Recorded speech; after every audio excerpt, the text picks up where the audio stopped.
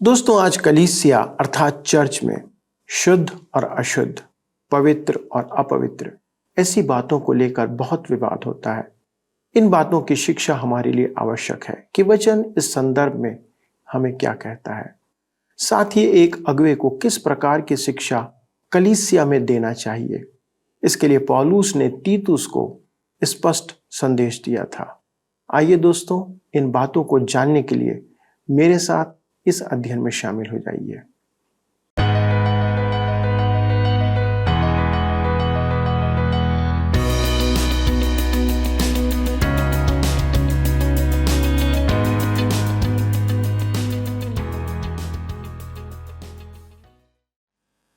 प्रिय मित्रों, नमस्कार। मैं आशा करता हूं कि आप स्वस्थ और सुरक्षित हैं तथा परमेश्वर के वचन में दृढ़ बने हुए हैं और आज भी परमेश्वर के वचन पर मनन करने के लिए हमारे साथ सत्यवचन बाइबल अध्ययन में उपस्थित हैं। और मैं बड़े ही आदर के साथ आपका स्वागत और अभिनंदन करता हूं। दोस्तों, आपके फ़ोन और एसएमएस हमें प्राप्त हो रहे हैं और मेरा आपसे निवेदन है कि आप इसे जारी रखे रहें, क्योंकि इसके द्वारा हमें आपकी उपस्थिति का अनुमान होता है। दोस्तों, जैसा कि आपको याद है कि हम इस समय तीतुस की पत्री पर अध्ययन कर रहे हैं और पौलुस तीतुस के माध्यम से कलीसिया अर्थात चर्च के सदस्यों को वचन अनुसार उचित जीवन जीने की सलाह दे रहा है। क्या आप सोचते हैं कि यह बात आज के समय में व्यवहारिक और तर्कसंगत है? क्योंकि समय और आधुनिकता के साथ हम हर क्षेत्र में तरक्की करते जा रहे हैं। संसार और हमारा ज्ञान भी बढ़ते जा रहा है। पर यदि हम आत्मिकता की बात करें तो हमारा स्तर दिन ब दिन गिरता हुआ दिखाई देता है। आज कलीसिया के अंदर हमें अनेक प्रकार की बुराइयां देखने को मिलती हैं। पहले जो बातें निषेध थी, आज वे सामाजिक बनते जा रहे हैं और कलीसिया के लोग गर्व से उसे अपना रहे हैं। मसीही विश्वासियों के जीवन में आत्मिकता का स्तर निरंतर गिरते जा रहा है और इस कारण यह पत्र या पत्री आज के समय में भी प्रासंगिक है। दोस्तों, आवश्यकता है कि हम इसे ध्यानपूर्वक सुने और अपने जीवन तथा कलीसिया में लागू करने का प्रयास करें। आज हम तीतुस के पहले अध्याय के 10वें पद से अपना अध्ययन आरंभ करेंगे और देखेंगे कि किस प्रकार क्रेते के कलीसिया में अपवाद थे और हमारी आज की परिस्थितियों में ये बातें किस प्रकार हमारी कलीसिया को उन्नत करने में सहायक हो सकती है। तो चलिए मित्रों, हम अपने अध्ययन को आगे बढ़ाते हैं और परमेश्वर के वचन से सीखते हैं। मित्रों, जैसा कि आप सब जानते हैं कि हम इन दिनों तीतुस की पत्र से अध्ययन कर रहे हैं। पिछले अध्ययन में हमने देखा कि प्राचीनों की योग्यताएं क्या होनी चाहिए। हमने देखा कि कलीसिया के पदाधिकारी को 2 बातों में प्रवीण होना है, वचन की शिक्षा देने में और दूसरा झूठे शिक्षकों का मुंह बंद कर पाने में। आज हम अपने अध्ययन में आगे बढ़ेंगे और हम देखेंगे क्रेते वासियों का अध्यक्ष।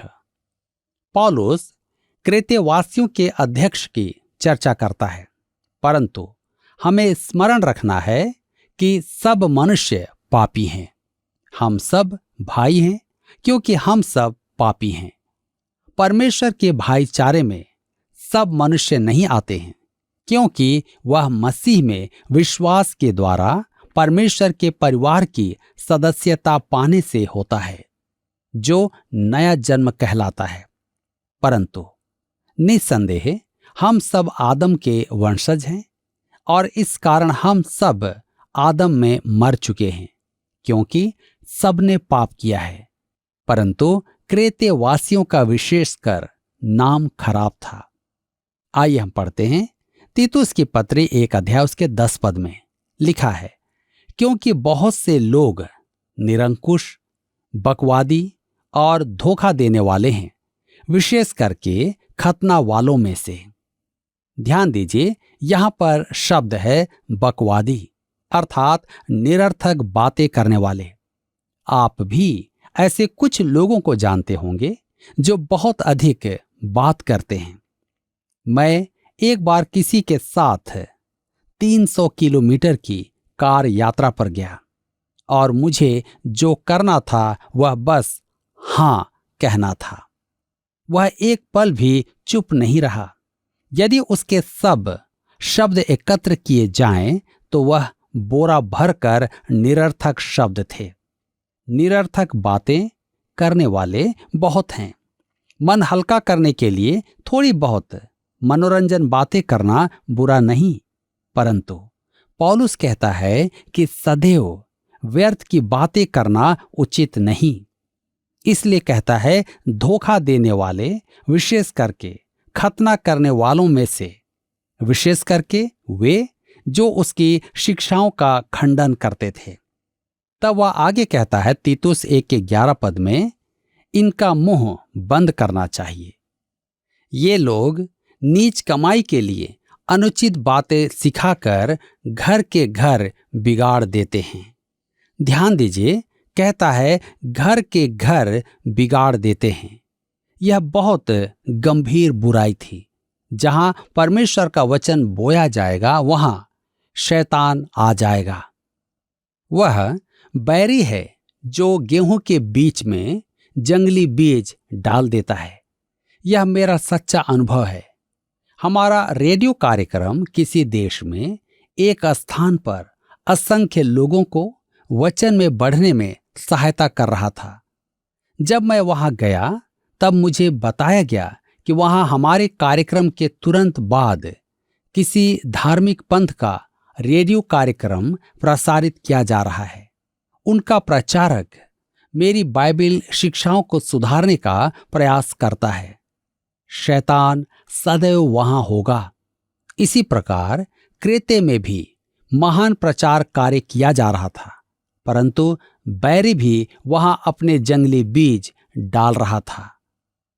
तीतुस की पत्री 1:12 में लिखा है, उन्हीं में से एक जन ने, जो उन्हीं का भविष्यद्वक्ता है, कहा है, क्रेती लोग सदा झूठे, दुष्ट पशु और आलसी पेटू होते हैं। दुष्ट पशु अर्थात वे असभ्य और निर्दयी थे। आलसी पेटू अर्थात बैठे बैठे खाने वाले। यहां पौलुस सराहना की बातें नहीं कह रहा है, परंतु उस युग में रोमी संसार में उनका ऐसा ही नाम था। पौलुस उनके एक कवि एपिमेनिडेस का संदर्भ दे रहा है। वह सदियों पूर्व क्रेते में ही जन्मा था। एक और कवि ने उनके बारे में लिखा था, क्रेते जहां 100 नगर हैं, इनकार नहीं कर सकता है कि वह झूठा है। मेरे प्रियो, पौलुस कहता है कि क्रेतेवासी सदा झूठ बोलते हैं। इसका अर्थ यह नहीं कि सब के सब क्रेतेवासी झूठे थे, परंतु उनके विषय आम धारणा थी कि वे झूठे हैं। क्रेतेवासियों में परमेश्वर के अनुग्रह के काम देखना कि वह क्या कर सकता है और उसने क्या किया, बड़ा ही अद्भुत है। वे झूठे, दुष्ट पशु, आलसी पेटू परमेश्वर की ओर फिरे और उनके जीवन बदल गए। तीतुस की पत्री 1:13 में आगे लिखा है, यह गवाही सच है, इसलिए उन्हें कड़ाई से चेतावनी दिया कर कि वे विश्वास में पक्के हो जाएं। मेरे प्रियो, पौलुस तीतुस से कहता है कि उसे क्रेतेवासियों के साथ सख्त व्यवहार करना होगा। इसका कारण है कि उनकी पृष्ठभूमि और उनका स्वभाव अन्यों से भिन्न था। तब हम आगे पढ़ते हैं। तीतुस 1:14 में कहता है, और यहूदियों की कथा कहानियों और उन मनुष्यों की आज्ञाओं पर मन न लगाएं जो सत्य से भटक जाते हैं। कहता है यहूदियों की कथा कहानियों पर मन न लगाएं। यहां पौलुस विधि विधान के बारे में नहीं कह रहा है। यहूदियों के धर्मशास्त्र में कुछ असंगत कहानियां थीं। कहता है मनुष्यों की आज्ञाओं पर मन न लगाएं। प्रभु यीशु ने अपने समय के धर्मगुरुओं को झिड़का था। क्योंकि वे परमेश्वर की व्यवस्था में प्रथाओं को स्थान देते थे। पौलुस यही कह रहा है। विधि की बातें दो पक्षों में थी, व्यवस्था से उद्धार और व्यवस्था पालन। ऐसी शिक्षाएं बड़ी हानि करती हैं। हमारा उद्धार परमेश्वर के अनुग्रह से है और हमें उच्च स्तर पर जीने की बुलाहट है। 10 आज्ञाओं से भी ऊंचा जीवन। परमेश्वर ने एक राष्ट्र को 10 आज्ञाएं दी थी और मेरे विचार में आज संसार के नियम यही 10 आज्ञाएं होना चाहिए। परमेश्वर कहता है, तू हत्या मत करना। तो वह सब जातियों के लिए है, संपूर्ण संसार के लिए है, परंतु जिनका अनुग्रह से उद्धार हुआ है उनका जीवन आचरण इससे भी ऊंचा होता है। हम तीतुस की पत्री 1 अध्याय के 15 पद में आगे पढ़ते हैं। लिखा है, शुद्ध लोगों के लिए सब वस्तुएं शुद्ध हैं, पर अशुद्ध और अविश्वासियों के लिए कुछ भी शुद्ध नहीं, वरन उनकी बुद्धि और विवेक दोनों अशुद्ध हैं। यह पद उनके लिए है जो कहते हैं कि हमारा उद्धार अनुग्रह से हुआ है, इसलिए हमें कर्मों से मुक्त निरंकुश जीवन जीने की स्वतंत्रता है। उद्धार पाकर हम पवित्र हो गए हैं और जैसा चाहे वैसा जीवन जी सकते हैं। आज भी कुछ पंथ पाप को पाप नहीं मानते हैं, क्योंकि उनका मानना है शुद्ध मनुष्य के लिए सब शुद्ध है। मेरे मित्रों, पौलुस के कहने का अर्थ यह नहीं है। वह विधि और मांस खाने के विषय कह रहा है, क्योंकि कुछ धार्मिक पंथों में भोजन वस्तुओं के विषय में बहुत सी वस्तुएं वर्जित होती हैं। पौलुस कहता है, शुद्ध लोगों के लिए सब वस्तुएं शुद्ध हैं। दूसरे शब्दों में, आप मांस ना खाएं तो उससे कोई अंतर नहीं पड़ेगा। यदि आप मांस खाना चाहें तो आप खा सकते हैं। मैं नहीं खाता हूं, इससे अंतर नहीं पड़ता है। शुद्ध लोगों के लिए सब वस्तुएं शुद्ध हैं। परमेश्वर के साथ संबंधों को आपका भोजन प्रभावित नहीं करेगा। जी हां, उससे आपका उद्धार नहीं है। परमेश्वर के साथ आपका संबंध सही नहीं है तो सब्जियां खाकर आप शुद्ध नहीं हो जाएंगे। प्रभु यीशु ने मत्ती रचित सुसमाचार 15 अध्याय उसके 18 से 20 पद में स्पष्ट कहा है, मनुष्य के मुंह में जो जाता है वह उसे अशुद्ध नहीं करता, परंतु जो बाहर निकलता है वह उसे अशुद्ध करता है। तीतुस की पत्री 1 अध्याय के 16 पद में लिखा है, वे कहते हैं कि हम परमेश्वर को जानते हैं, पर अपने कामों से उसका इनकार करते हैं, क्योंकि वे घृणित और आज्ञा ना मानने वाले हैं और किसी अच्छे काम के योग्य नहीं। लिखा है, वे कहते हैं कि हम परमेश्वर को जानते हैं, पर अपने कामों से उसका इनकार करते हैं। मेरे मित्रों, आज अनेक विश्वासी अपने जीवन से परमेश्वर का इनकार करते हैं। वे परमेश्वर के वचन का भी इनकार करते हैं। एक मनुष्य कलीसिया का पदाधिकारी था और सबसे बड़ी बाइबल लेकर आता था, यहां तक कि उसे उठाकर चलते समय वह एक ओर झुक जाता था। सब उसे अति धर्मी मानते थे, परंतु बाहर वह बेईमान कहलाता था। वह उस बड़ी बाइबल को लेकर चलता था, परंतु उसमें विश्वास नहीं करता था। आप अपने जीवन से बाइबल का और परमेश्वर का इनकार कर सकते हैं। इसलिए आगे कहता है, वे घृणित और आज्ञा ना मानने वाले हैं और किसी अच्छे काम के योग्य नहीं। अनुष्ठान और कर्मकांड मनुष्य के दुष्ट मन को नहीं बदल सकते। केवल परमेश्वर का वचन मनुष्य के मन को बदल सकता है। जी हां, पौलुस और याकूब दोनों ही कहते हैं कि विश्वास, कर्मों से प्रकट होता है। उद्धारक विश्वास भला जीवन प्रकट करता है। कैल्विन ने कहा था, केवल विश्वास द्वारा उद्धार है, परंतु उद्धारक विश्वास अकेला नहीं है। इसी के साथ यहाँ पर अध्याय 1 समाप्त होता है और अब हम अपने अध्ययन को अध्याय 2 से जारी रखेंगे, जिसका विषय है कलीसिया को परमेश्वर का वचन सिखाना और सुनाना है। आइए हम देखें, कलीसिया उचित शिक्षा दे। यदि कलीसिया उचित शिक्षा ना दे तो वह कलीसिया नहीं है।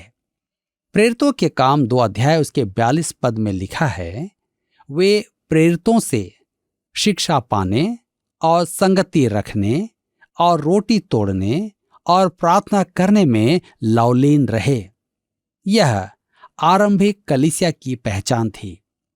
प्रेरितों की शिक्षा, संगति, रोटी तोड़ना और प्रार्थना। आराधनालय कितना भी ऊंचा हो, घंटे कितने भी मधुर क्यों न बजते हों, परंतु प्रचार मंच से प्रसारित वचन बताएगा कि कलीसिया वास्तव में परमेश्वर की कलीसिया है कि नहीं। सुव्यवस्थित जैसा पौलुस कहता है और परमेश्वर का वचन घोषित करता है। मेरे मित्रों, पिछले अध्ययन में हमने देखा था कि जिन प्राचीनों का अभिषेक तीतुस को करना था, उन्हें 2 काम करने के योग्य होना चाहिए था, उपदेश देने और झूठे शिक्षकों का मुंह बंद करने योग्य होना था। आप अपने संपूर्ण सेवा काल में सबका मुंह बंद करें, यह महत्वपूर्ण नहीं। कुछ लोगों की सेवा नकारात्मक होती है। वे सदैव सुसमाचार विरोधियों पर वार करते हैं। मेरे मित्रों, यह आवश्यक है, परंतु हमारी सेवा संतुलित होनी चाहिए। हमें दोनों काम करना है, परमेश्वर के वचन की शिक्षा देना और झूठी शिक्षाओं का खंडन करना। इस अध्याय 2 में पौलुस परमेश्वर के वचन की शिक्षा पर बल देगा। तो आइए हम पढ़ते हैं तीतुस की पत्री 2 अध्याय उसके 1 पद। लिखा है, पर तू ऐसी बातें कहा कर जो खरे उपदेश के योग्य हैं। ध्यान दीजिए, खरे उपदेश अर्थात प्रेरितों की शिक्षा। आरंभिक कलीसिया के लिए सबसे पहली महत्वपूर्ण बात थी प्रेरितों की शिक्षा। इस पत्र में हम जो पढ़ते हैं वह भी प्रेरितों की शिक्षा ही है। सबसे पहले पौलुस का संदेश वरिष्ठ नागरिकों के लिए है, स्त्री पुरुष दोनों के लिए। तब हम तीतुस की पत्री 2 अध्याय के 2 पद में आगे पढ़ते हैं।